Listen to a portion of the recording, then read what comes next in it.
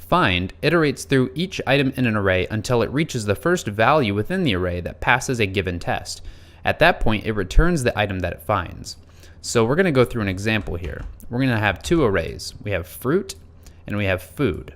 And what we want to do is we want to find the very first item inside of food that's also inside of fruit, and we want to set it equal to this variable called found fruit. So what we're going to do is we're going to use food.find, and we're going to say for each and every food item, we're going to say we want the one where fruit.includes food item.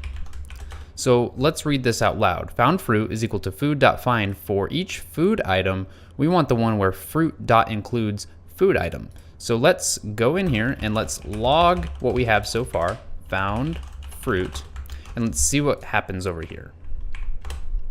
Now you can see that it prints kiwi out.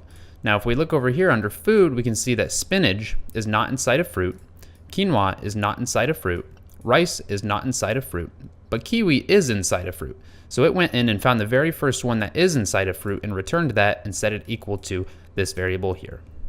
All right, that was a really quick tutorial for you guys on the find function for the array object. If you enjoyed this video, please give me a subscribe and a like, and I'll see you next time.